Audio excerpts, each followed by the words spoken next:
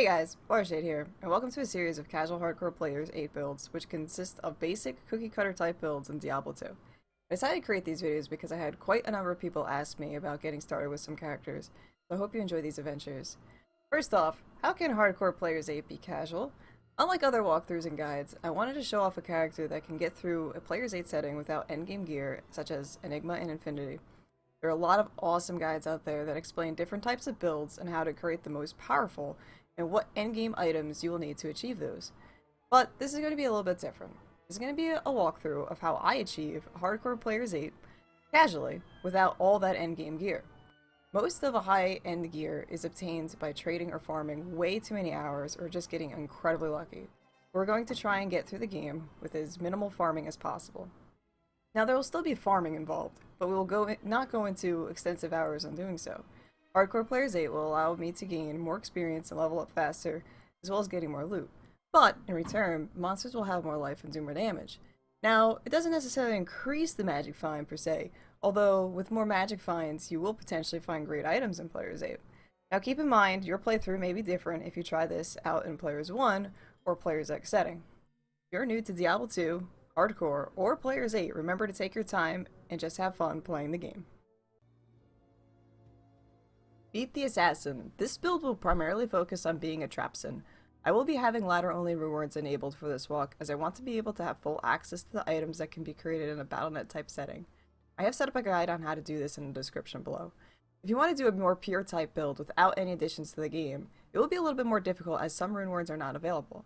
So primary stats on how to build. Because I'll be doing this in a Players 8 setting, I will be leveling up a lot quicker, so your stats and skills may vary depending on player setting and finding. And the most important stat is Vitality. You want to invest as little points into Strength and Dexterity as you need in order to use your equipment. The rest of your points go straight into Vitality.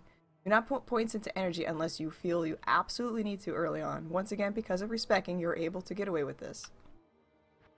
So, for skills. The skills we'll be focusing on is Wake of Fire. Fire skills are really good early on in the game as they do a lot of damage. We will be keeping our Wake of Fire up until it starts to become ineffective in late Nightmare. Once we start to hit fire immunes in Act 4 Nightmare, we will switch to Lightning Sentry and Death Sentry. Lightning Sentry being the main trap, which does a lot of damage later on. If you haven't played Diablo 2 recently, you may be wondering how you'll be able to change from a Wake of Fire assassin to a Lightning Sentry assassin. As of patch 1.13, you are able to respec after Akara when completing the Den of Evil quest, once per difficulty. And you can farm up essences from Act bosses in Hell to create a token to respec your character. No more deleting characters for putting all your points into energy. My playthroughs will be recorded on twitch.tv, and I wanted to go back and highlight my key points in the walkthrough that helped me get through it. At any moment, I can have my character die, but that's okay, we can learn from the mistakes we've made. So, let's get started. Part 1. Normal Act 1. I want to hit level 2 before entering the Den of Evil. I put 5 points into Strength and 1 point into Fire Blast at the start. We reach level 4 in the Den of Evil and continue putting points into Fire Blast, 5 more points into Strength, and 5 into Vitality. At level 5, I throw 5 more points into Strength and work my way towards Burst of Speed, so 1 point into Claw Mastery. We finish up the Den of Evil at level 6 and dump points into Vitality and get our Burst of Speed. Burst of Speed will help with laying down traps faster and getting through areas a little bit quicker too. I decided to hit up the cave for some additional experience and extra farming. This place is not really required, but can provide for some additional goodies. In the cave, I ran into a scary lightning enchanted archer pack. The cave can have some pretty dangerous enemies in it, especially early on in levels. Here I had to kite and take a few at a time and let Fire Blast do the job. Thankfully I had myself positioned in a decent spot to not get hit by the charged bolts. Cold Crow is one of the super uniques that hangs out in the cave, waiting to kill unsuspecting adventurers. Be careful of Cold Crow as her cold damage early on is super hindering. She is a nice spot to farm up though in early levels if you are looking for some decent loot. And find a pair of rare gloves that have some low stats, but every little bit helps. In Cold Plains, Bishy Boss is another great boss to farm up for items as well. Bloodraven can be a pain only because of how dodgy she is. I use javelins here as they are great early damage weapons. Keep at her and blast her away with your fire bombs as well. We reach Underground Passage at level 12, and now it's time to get Wake of Fire. Fortunately, Fire Blast also gives synergies to it for additional damage. Make sure you have enough strength early on for equipment and keep putting points into Vitality. We reach the end of Underground Passage. If you feel that you may be a little bit lost, a good direction ahead is straight from the entrance. Notice how the map goes directly straight up and aligns with the entrance?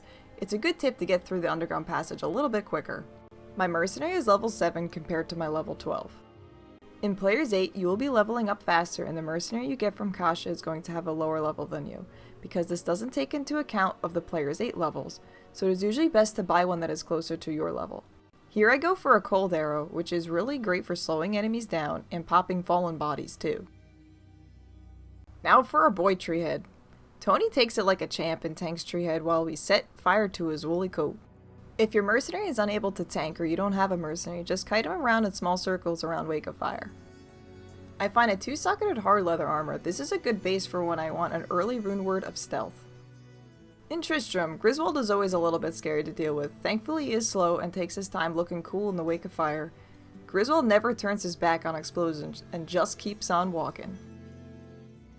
At Charcy, I find a 9 lightning resistance sash, although not particularly good, can help with a little bit of lightning enchanted mobs. The Countess Tower. Now if you want to run the Countess a little bit easier, especially on Battle.net where the maps change, always remember to follow the right hand wall from the entrance coming in. If you follow that side, you'll always lead to the next level. Sometimes there is maps that are a little bit weird and may wrap back around. We reach level 15 and I add a little bit more points into strength so we're able to use some more equipment, and keep pumping points into Wake of Fire.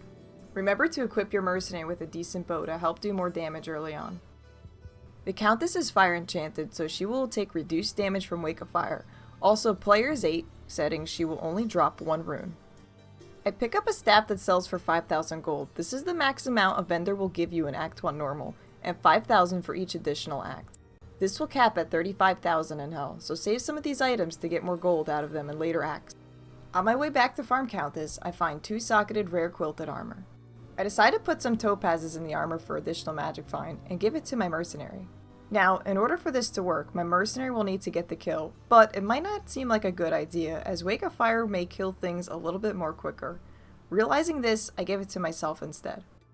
I find a 3-socketed bow at Charcy. This is always a great find for extra early damage for your mercenary. I always like to put tri-elemental damage in a bow. Now because my mercenary already uses Cold Arrow, I don't need to add any sapphires to it, so I can focus on other elemental damage types. Farming up Countess again gives me another tier rune.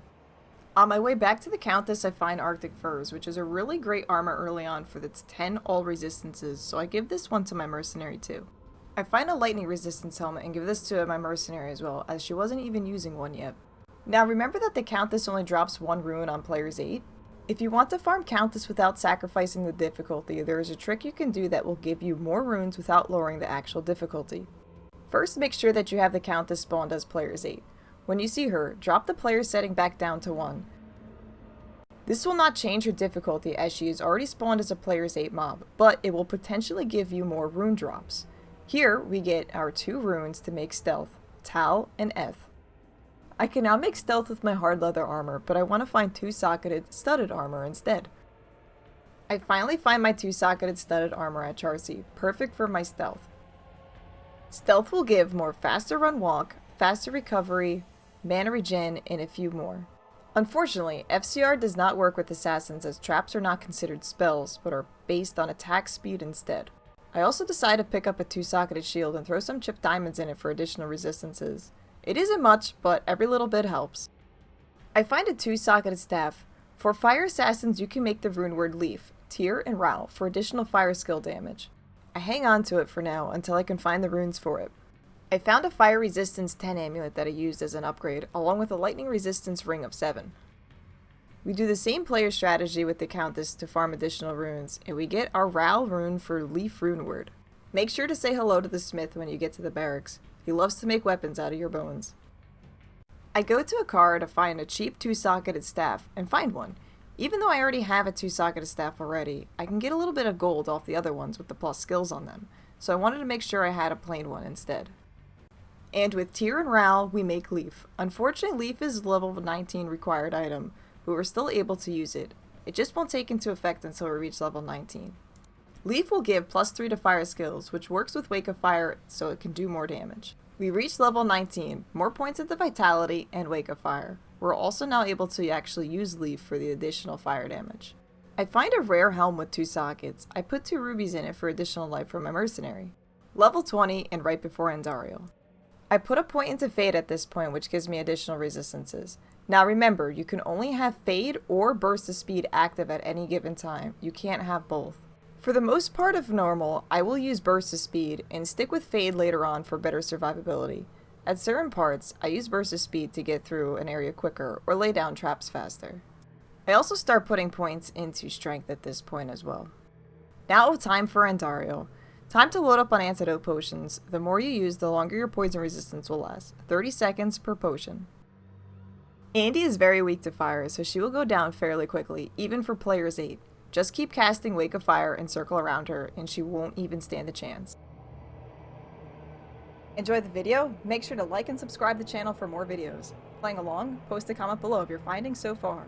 Or you can watch live at twitch.tv/AlaraShade.